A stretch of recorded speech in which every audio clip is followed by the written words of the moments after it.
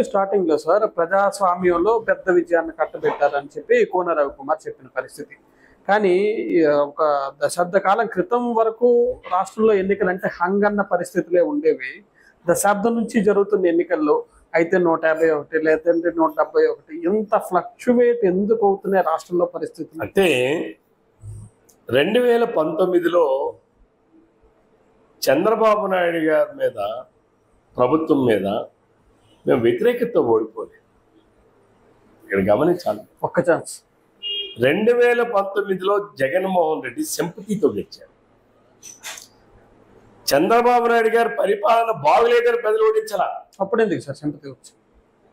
అప్పుడు ఎందుకు అదే చెప్తాను. జగన్మోహన్ రెడ్డి గారు, చంద్రబాబు నాయుడు గారు పరిపాలన బాగులేదని ఓడించాల. జగన్మోహన్ రెడ్డి ఒక్క ఛాన్సు, మా నాన్న చచ్చిపోయాడు, మా నాన్న ఏదో చేశాడు, మా నాన్న ఇదేదో చేశాడు అని చెప్పి కొంత ప్రజల్లో పాదయాత్ర చేసి నమ్మించగలిశారు.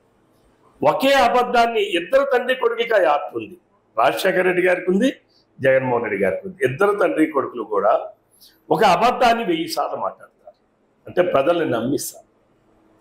అది రాజశేఖర రెడ్డి పాదయాత్ర నుంచి అదే చేశాడు, జగన్మోహన్ రెడ్డి కూడా అదే చేశాడు. అంటే యామార్చింది ప్రజల్ని, యామరపాటు పడింది ప్రజలు. ఒక్క ఛాన్స్ అంటే నమ్మింది ప్రజలు. జగన్మోహన్ రెడ్డికి సరే అవకాశం ఇద్దామని ఇచ్చారు. ఆ అవకాశాన్ని నిలుపుకోలేకపోయాడని ప్రజలు గ్రహించారు. మనం ఒక దుష్ట శక్తికి, ఒక రాక్షసుడు లాంటి జగన్మోహన్ రెడ్డిని మనం గెలిపించాం. ఈ రాష్ట్రంలో మన బ్రతుకులే లేవు, మన బ్రతుకుని మనమే నాశనం చేసుకున్నామనే ఆలోచనకి ప్రతి ఒక్కరు వచ్చారు.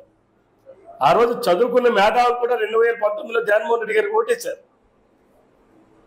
మెజారిటీ ఆఫ్ ఉద్యోగ వర్గాలు ఓటేశారు.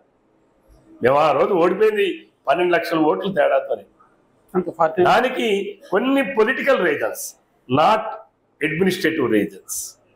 చంద్రబాబు నాయుడు గారిని ఈ దేశంలో ఆయన పరిపాలనకి మించి పరిపాలన చేసే శక్తి, సామర్థ్యాలు, యుక్తులు ఏ ఒక్క నాయకుడు కూడా లేదు.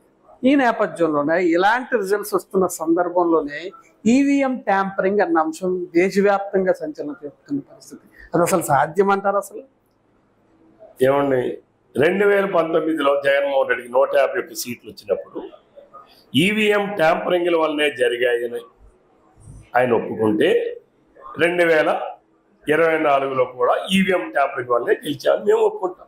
జరుగుతుందో జరగదా? ఎంతగా ఈ రోజుకి దీని మీద గత 10 సంవత్సరాల నుంచి డిస్కషన్ ఉంది.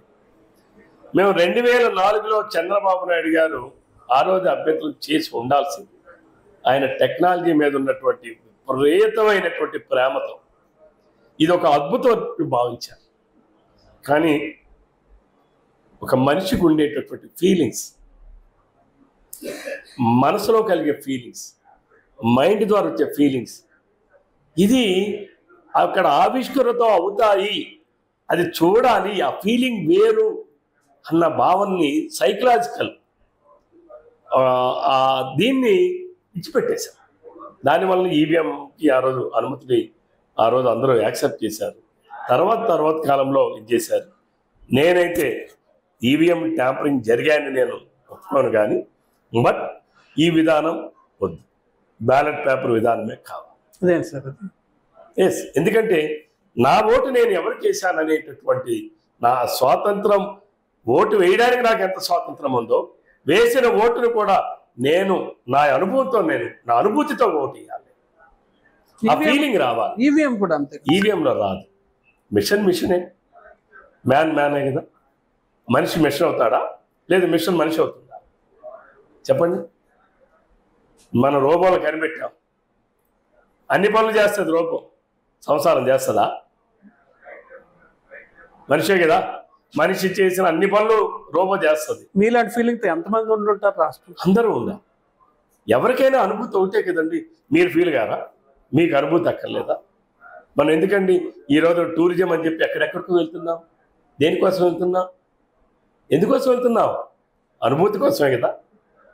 ఆ ఫీలింగ్స్ ఈజ్ డిఫరెంట్. ఈ టాపిక్ గురించి